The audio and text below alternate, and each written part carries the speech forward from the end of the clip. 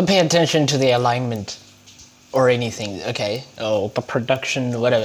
This is a low-budget famous South African YouTuber, The Kifnis, released a video a while back comparing Adolf Hitler to Julius Malema. He did this after the Democratic Alliance compared the economic freedom fighters to the Nazis over the events that took place at Brackenfell High School. Still remember that? The video sources its audio from a TED-Ed video titled "How Did Hitler Rise to Power?" And I figured I should share some of my thoughts about it. Even if I'm late, it still matters, okay? The story begins at the end of World War I. With the successful Allied advance in 1918, Germany realized the war was unwinnable and signed an armistice ending the fighting. Right at the start, we have a false comparison. I understand what he's trying to say, that our current situation as a nation originates from conflict. And yes, while that is a necessary factor for the comparison to work, it's not a sufficient one. Because pretty much every nation has had its origins in conflict, and that informs, to some extent, their current situation. So you need more than that to specifically narrow things down to the situation of South Africa in comparison to Germany in order for the point to work. Trouble is, there isn't anything else here. Number one, after the war, Germany was not very popular with the rest of the involved world. South Africa, on the other hand, emerged from its internal conflict as the world's darling, the miracle child of the international community. The only people who were disliked were the Afrikaner nationalists and members of the National Party. If that's the comparison, then sure. By the way, F.W. de Klerk was actually booed in Sweden when both he and Nelson Mandela received their shared Nobel Prize. Either way, Germany and South Africa are still at opposite ends in their international standings when the fighting officially stops. Number two, Germany was on the losing side. Predominantly in South Africa, however, those who suffered similar political embarrassment are members of the National Party, or, as I've mentioned, other branches of Afrikaner nationalism. Julius Malema comes from the ANC's branch of politics. A mutated version, mind you, but still. Those guys are the winning side of the conflict. So he doesn't have the same bitterness of political defeat. That is not where he's sourcing his discontent. Number three, Germany lost territory. They were demilitarized and they paid massive reparations. In addition to losing over 1/10 of its territory and dismantling its army, Germany had to accept full responsibility for the war and pay reparations. In South Africa, most of the land hasn't changed hands. The military still gets occasionally deployed to harass people in the townships. And, well, I guess we did dismantle the nuclear program. So that's only the second factor that might actually fit.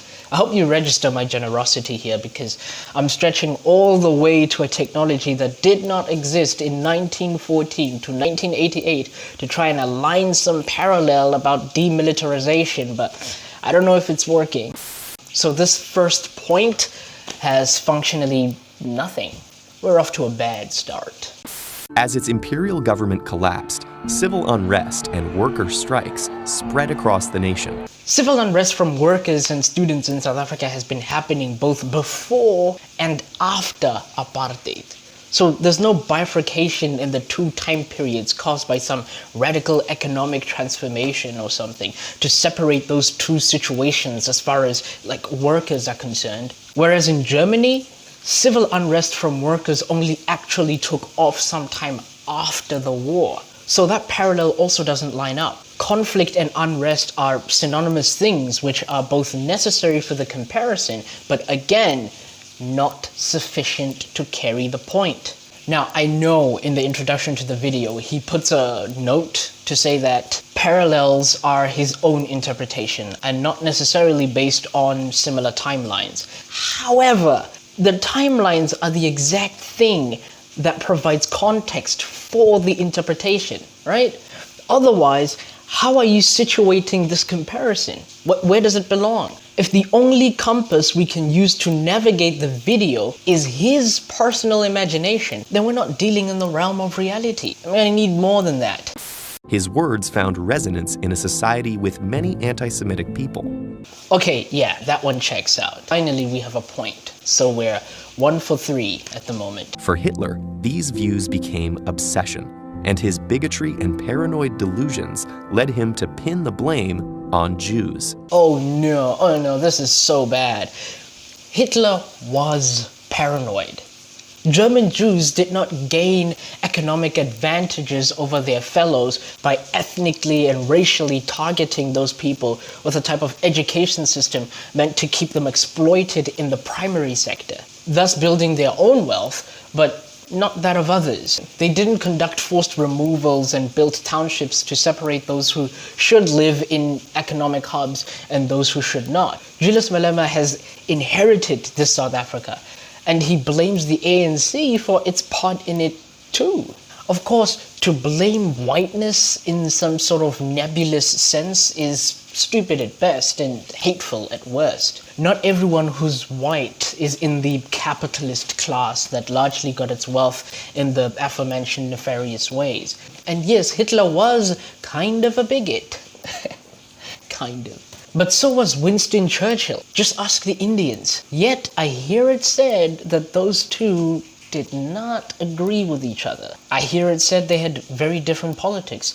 Apparently, they argued a lot or something. Might have even gone to a war against each other. So this means that we have to do the boring work of separating the nuances in different forms of bigotry if we are really going to be intelligent about this serious topic. But to suggest that Malema's criticism of South Africa's economic landscape and how it racially mimics past dynamics, white monopoly capital, while the ANC has not done nearly enough to remedy the situation for most black people, to say that somehow in and of itself is Hitler-esque paranoia. Paranoid delusions. That is just ridiculous. If there's anybody Julius Malema is categorically paranoid about, it's the Indians. Oh, look at that.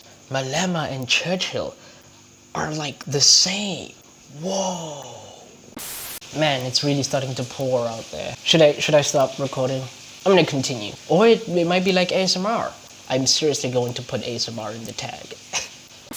By this time, hundreds of thousands of Jews had integrated into German society, but many Germans continued to perceive them as outsiders. Okay, this point absolutely does not fit. White people are integrated into African society? No, white people are mostly the hegemonic power and are culturally overwhelming. Architecture here is mostly European. The first Xhosa PhD was obtained only in 2018. Basically everything else before that was English or Afrikaans. Most of the places people live in today were determined for them by white men who were in the highest offices of their time. But for instance, by the time that is spoken about in his sourced audio, most Jews spoke German. How many languages do white South Africans generally speak? And how many of them are not English and or Afrikaans? Integrated? I'm interested to know what he means by including that point. Whoa, gender-based violence.